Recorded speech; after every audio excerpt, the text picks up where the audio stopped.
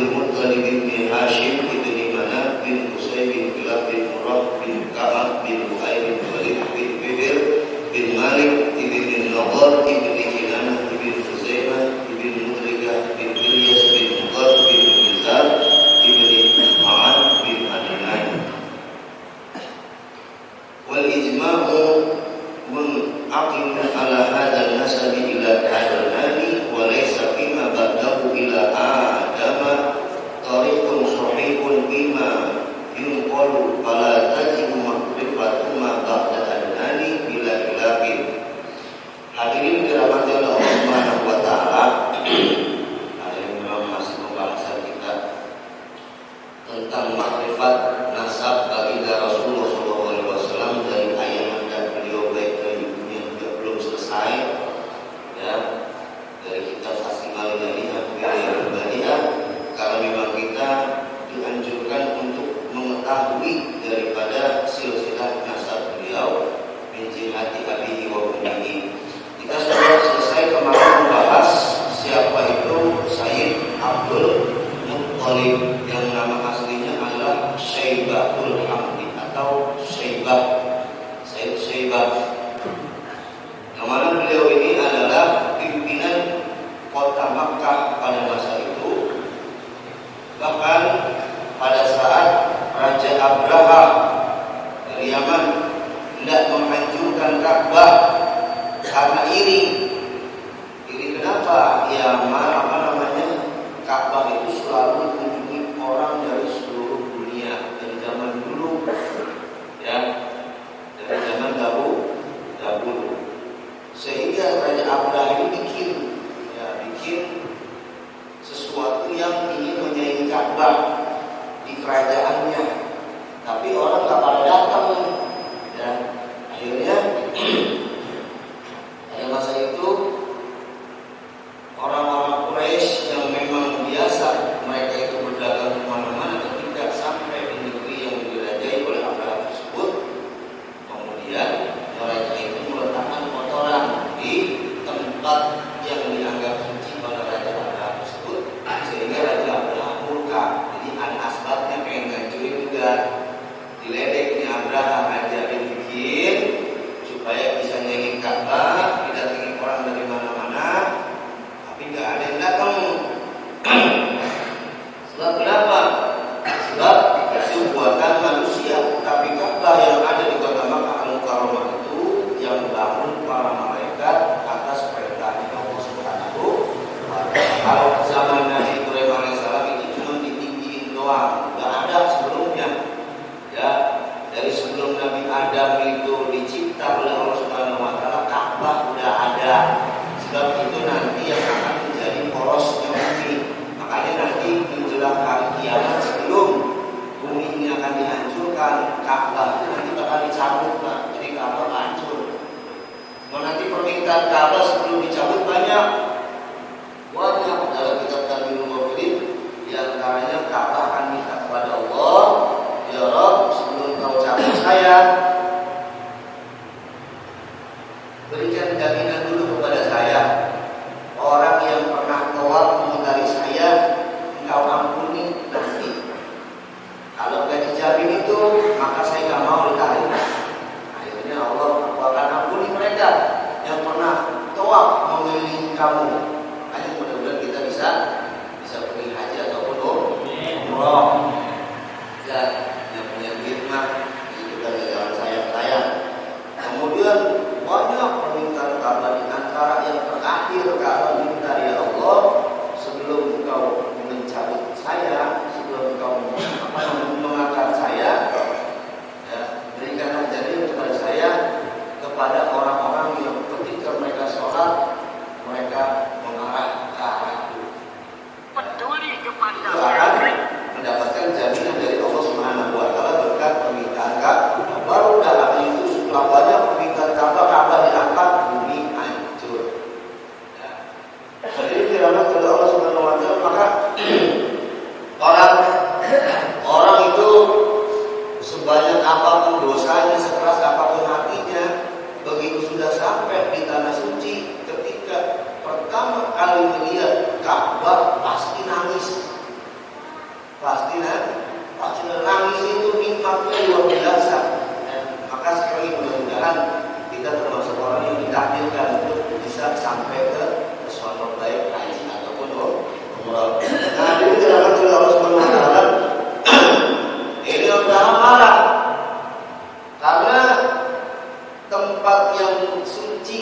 dibangun oleh dia diledek oleh orang-orang Quraisy, dikawin kotoran. Akhirnya Raja Abraham memutuskan untuk menghancurkan Ka'bah berikut bala tentara yang pada masa itu menunggangi gajah sebanyak 12.000 tentara pasukan bergajah. Jadi kalau sekarang udah pasukan kavalri itu ya udah pakai tank kan. Kalau zaman dulu kan pasukan paling gagah itu kalau udah nggak mengendarai gajah. Tapi anehnya ketika sudah dekat, ya sudah mendekati kota Makkah al-Mukarramah, itu Ka'bah nggak mau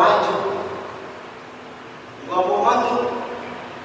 Ketika sudah dekat kota Makkah al-Mukarramah, Ka'bah itu nggak mau jalan lagi, langsung merunduk. Kuasanya Allah Subhanahu wa Ta'ala. Sampai Abraham bingung, petunjuk di apa itu gajahnya nggak mau jalan. Akhirnya dites sama Abraham, mundur, balik arah, langsung balik arah gajahnya. Ya disuruh balik arah lagi nggak mau. Sampai ini Abraham bingung sebetulnya di Ka'bahnya apa.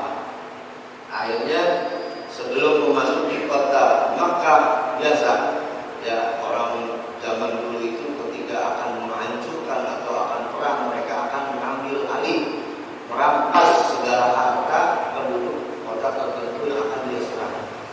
Kemudian pasukannya maju duluan, mereka mengambil daripada unta-unta penduduk kota Makkah, termasuk 200 ekor unta milik daripada Said Abdul Muthalib.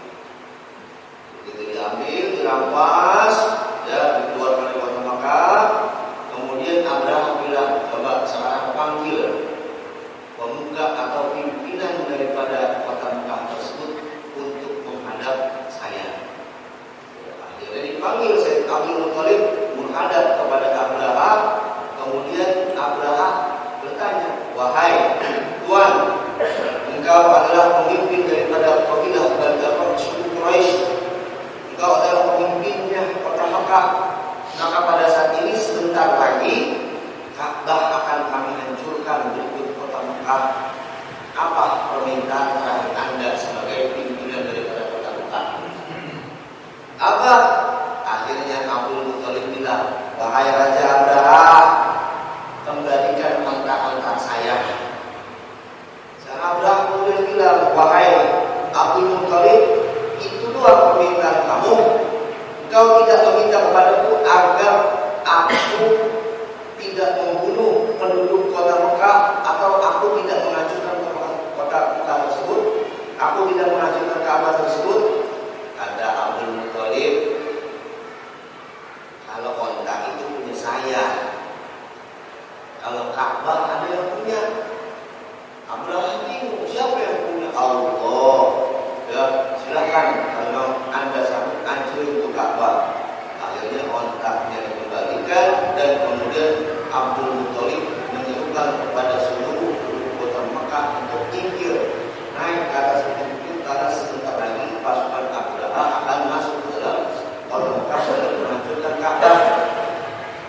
Tapi ternyata Allah tidak berkenan, Allah tidak redho, karena nanti di situ akan terakhir kekasihnya yang bernama Nabi Muhammad SAW, sehingga Allah Subhanahu wa Ta'ala mengirimkan pasukannya, yaitu berupa tentara daripada burung ababil. Ini membuktikan orang dia kuat bagaimana juga ada kelemahannya. Ya, Abraham menggabah dengan 12.000 pasukan gajahnya, ternyata dia binasa hanya oleh pasukan burung yang membawa batu daripada api-api Allah Subhanahu wa Ta'ala.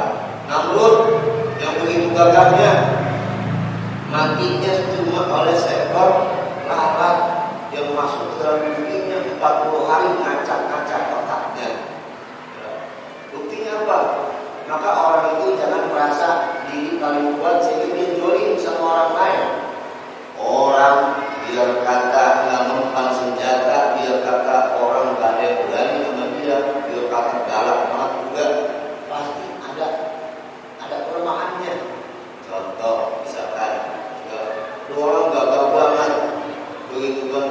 paling kuat, pokoknya orang kagak ada yang berani sama dia. Lagi jalan kejatuhan, apa namanya, kejatuhan cicak, kayaknya takut sama cicak. Lalu semuanya kan kecewa, udah nggak busuk, enggak ya. Ada orang melihat tikus dia takut. Artinya apa?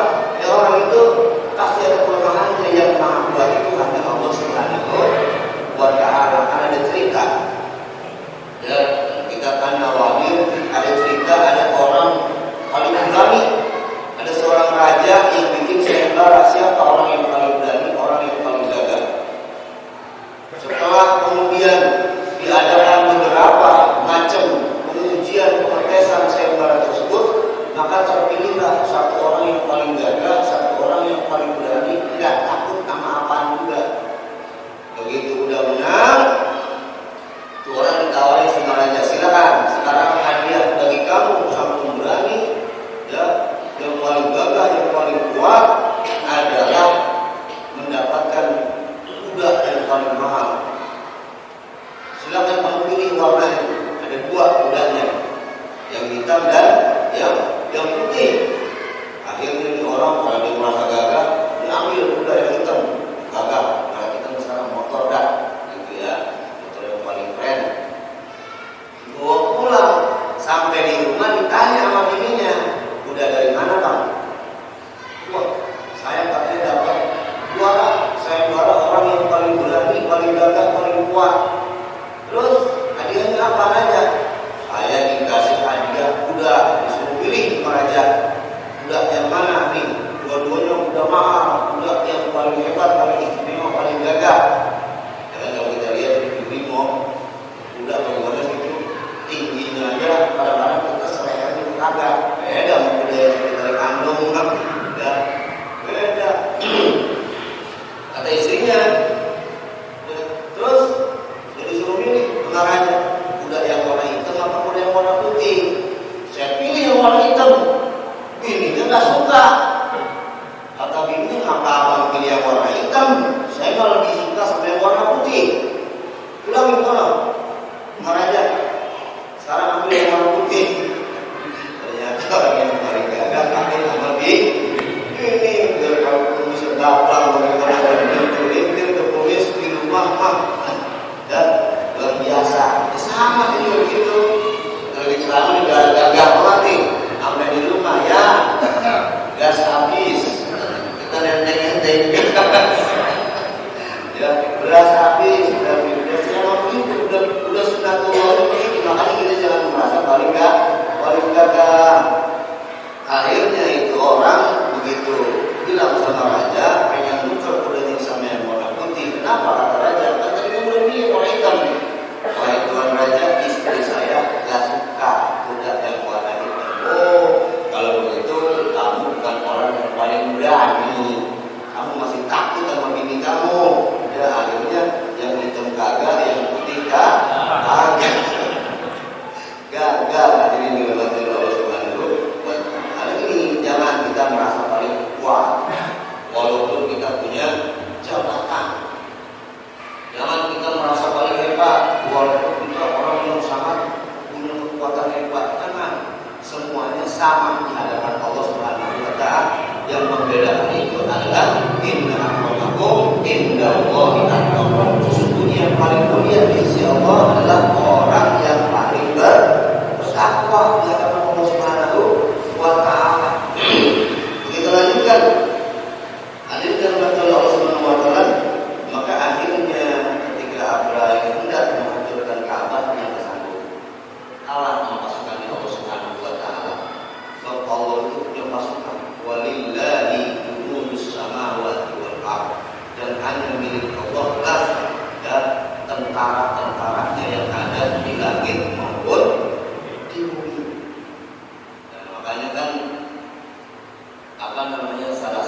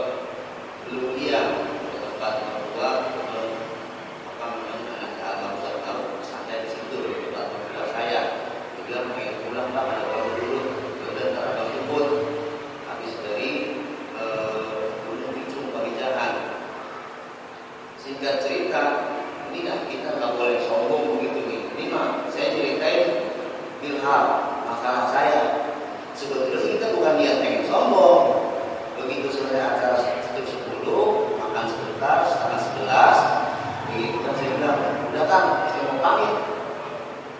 Sebentar Ustaz, saya antri nanti diantri sampai tanjakan yang tinggi banget itu. Saya bilang begini, nggak usah, udah masa sih saya nyasar. Apa kan? Soalnya biar nggak sengaja nggak boleh. Masa nyasar tadi datangnya nyampe dan saya merasa kita ini udah tahu nih, begitu kan? Tapi Ustaz di situ ramah malam-malam. Insya Allah udah enggak apa-apa.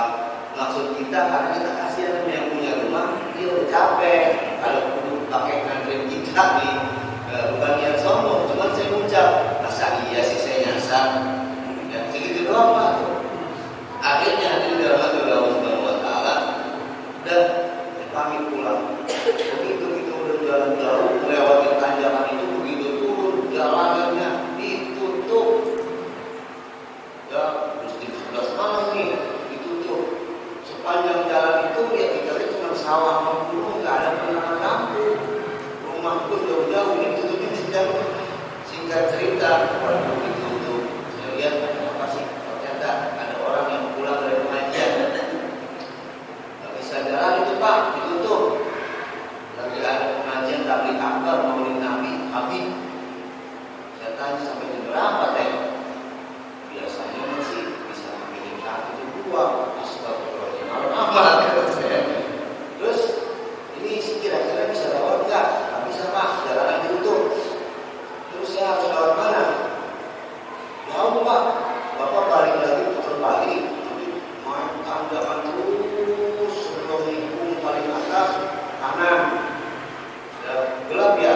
Nah di sini Pak jalanan semuanya gelap. Kita mau kemana kalau kita nungguin dia? Ya acara ini masih lama, baru jam 11. Kalau jam 1 sampai 2 jam. Bahkan kita janji pengen jemput adik sepupu kita di Indonesia. Sampai jam berapa serius? Ya singkat cerita ya udah kita ikutin apa yang dikatakan oleh dia. Naik kita terus jauh lewat di hutan, lewat di jurang, lewat di tanjakan, hubungan gelapnya luar gelap, penerangan cuma lampu motor kita doang. Saya bayangin belum lama di Masjid Nurul Islam saya habis nerangin masalah tentang Suratul Mustaqim yang gelapnya luar. Ini kita ngalah ini dia tapi alam dunia saja pengen nangis. Gak ada orang yang bisa kita tanya tengah malam bulan kita.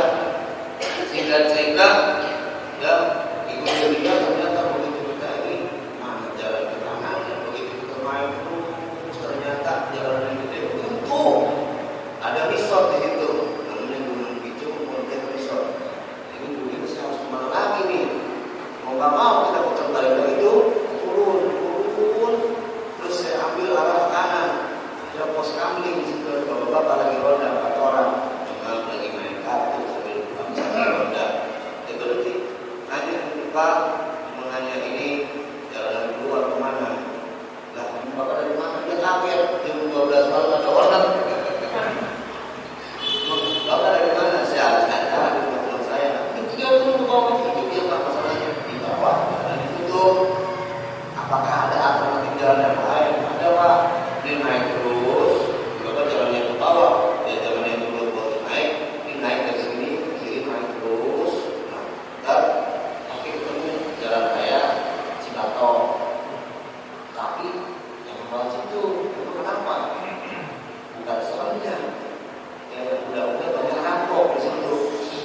Nah, kalau bapak mau, bapak turun lagi nih, ke kanan bawah dekat ini, terus nanti sebelum ada apa namanya wisata Gunung Picu Mountain Resort itu nanti ada sedikit naik ya ke kanan terus tanya-tanya lagi dari situ. Jalan singkat cerita hadir di rumah Allah setelah sudah muter-muter tengah malam melakukan ternyata ketemu-ketemunya di jalanan yang di situ lagi jalan itu. Dia udah bingung. Akhirnya ada anak muda pulang lagi di acara belum selesai. Saya tanya lagi kamu, saya kalau mau keluar kalau mana ya? Sama jauh saya dia, dia sebenarnya dari buat singkat cerita lagi saya nanya orang ternyata ada orang langsung naik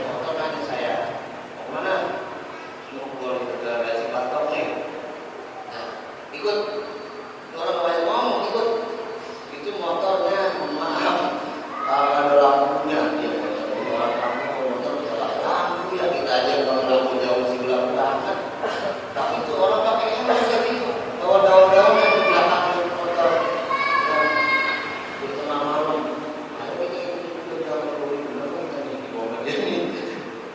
Di pasrah aja, cuma sepanjang jalan sudah aja tinggal dulu, insyaallah lagi sunnah di hajjiyah.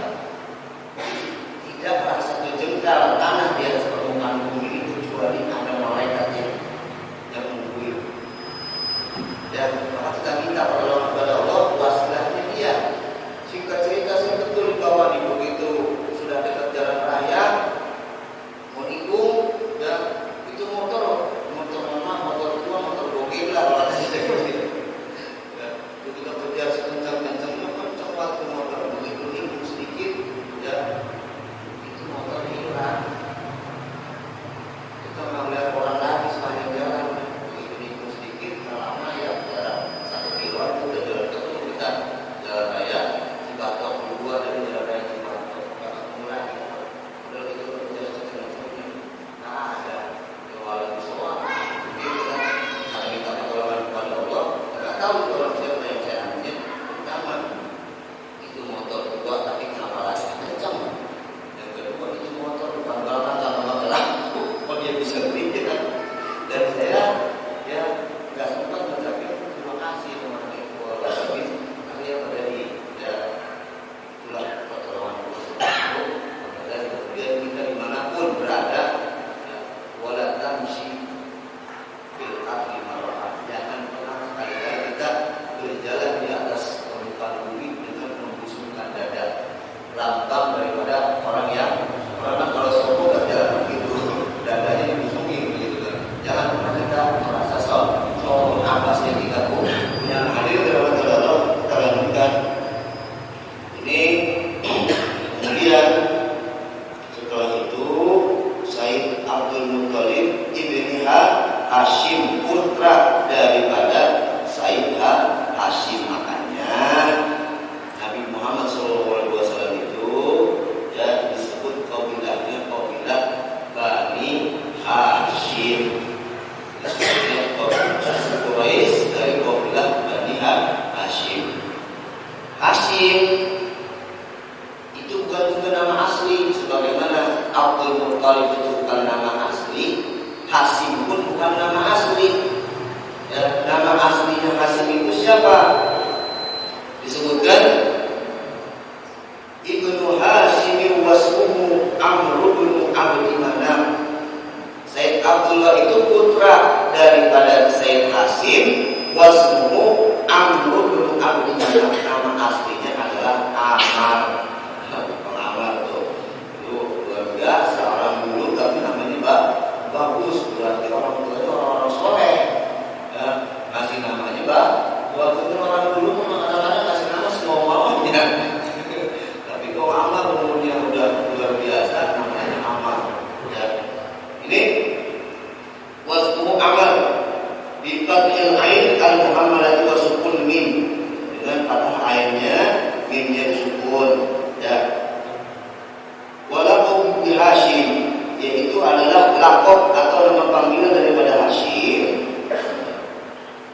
Kemudian di antara keistimewaan Hashim atau yang namanya asli adalah Amar, wa kana la yamurru bi hajarin wala madarin wala sajarin illa wa yuqaddimuhu wa yaqulu abshir ya Hashim fa innahu sayudhar min zahrika nabiyyun yakunu khatamun nabiyyin wal mursalin. Adalah Hashim ini ketika dia sedang berjalan sendirian melewati bebatuan, melewati kerikil, atau ketika melewati pepohonan, tidaklah dia melewati sesuatu pun melainkan semua yang dia lewati itu ngomong absyir ya Hashim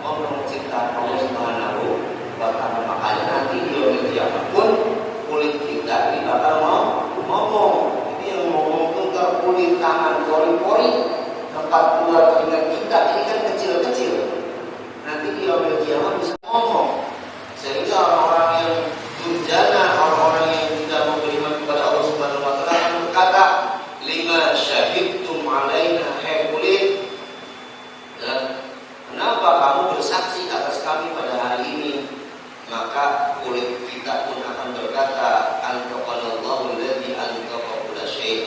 Yang saat ini nyuruh kami ngomong adalah zat yang maha bisa menjadikan segala sesuatu itu berbicara. Dan kita pernah sering-sering dengar cerita dari guru-guru kita yang punya guru lagi, mereka itu bisa ngomong sama pohon. Kalau orang Islam, kalau Allah sudah mengangkat makom, sudah itu mungkin bisa jadi. Dan mereka itu bisa mendengar suara gesekan dedaunan dan suara angin yang bertiup pada pohon sehingga membuat pohon itu bergerak. Ternyata kebenarannya adalah suara zikir daripada pohon tersebut. Masih pernah cerita dalam kitab Syafatul Qulub dari itu menuliskan sebuah cerita Nabi Daud lagi baca kitab Zabur, lewatlah seekor cacing atau ular yang kecil di hadapannya. Kemudian hatinya Nabi Daud berkata, ya Allah, ngapain Allah pakai nyiptain makhluk yang lemah seperti itu? Ya kan kadang-kadang yang namanya sifat lebih rasa hebat itu bisa hidup pada siapa saja. Itulah kita tak boleh merasa lebih hebat daripada orang lain. Sehingga pada saat itu juga Allah Subhanahu wa Ta'ala dengan kuasanya menjadikan si cacing tersebut itu bisa berbicara di hadapan Nabiullah Daud alaihissalam. Karena memang setiap makhluk Allah memiliki kemampuan untuk bisa berkomunikasi dengan sesama jenisnya. Ya, saya sudah sering menyebutkan kita punya ayam, punya bebek, punya kucing. Habis makan kita punya tulang ikan. Pasti kan kita bilang pus atau meong. Kira-kira yang nyamperin ayam, bebek, atau kucing? Maka kalau salah, pasti kucing yang nyamperin. Sebab itu bahasanya dia. Artinya kucing juga punya bahasa. Itulah kuasa Allah Subhanahu wa Ta'ala. Ya, kita jangankan bahasa hewan, bahasa sesama manusia ini kita belum tentu ngerti semuanya. Di Indonesia yang sukunya sampai ratusan. Ya, kita orang Betawi, ada orang mohon maaf dari seberang, ya umpama orang Padang lagi ngobrolnya di depan kita nggak ngerti ucapannya dia apa. Itu masih sama-sama manusia, masih sama-sama satu negara, yang kulitnya sama kita, rambutnya sama kita, begitu kan? Padahal kita nggak tahu, mungkin barangkali itu orang lagi ngomongin kita, begitu kan ya? Kita kagak tahu. Makanya kadang-kadang anak-anak suka lagu-lagu, ya dengerin lagu barat, dengerin lagu Korea, hati juga kagak. Dan beda dengan kita baca sholawat, beda dengan kita baca Quran, walaupun kita nggak ngerti, dapat paham. Ya, nah ini dalam Allah. Kemudian itu cacing dengan izin Allah, dia berhenti dan dia mendengar apa yang dikatakan dalam hati Nabi Daud alaihissalam yang melemahkan dia sebagai ciptaan Allah yang maha kuat dan maha besar. Dan akhirnya cacing dia bilang begini, ya Nabi Allah, wahai Nabi Allah, saya biar kata kecil-kecil begini, saya juga punya amalan. Amalan saya itu kalau siang saya bacanya sholawat kepada baginda Rasulullah SAW. Karena begini, seluruh makhluk itu tahu nanti akan ada kekasih Allah yang sejalan yang bernama Nabi Muhammad SAW. Sehingga mereka terus bersolat kepada baginda Rasulullah SAW. Itu cacing bilang, saya kalau siang sholawatnya 1000. Ntar kalau udah malam sebacanya tasbih subhanallah walhamdulillah wala ilaha illallah wallahu akbar 1000. Maka kemudian saat itu juga Nabi Daud alaihissalam minta ampun kepada Allah karena sudah mengecilkan ciptaan Allah yang lemah.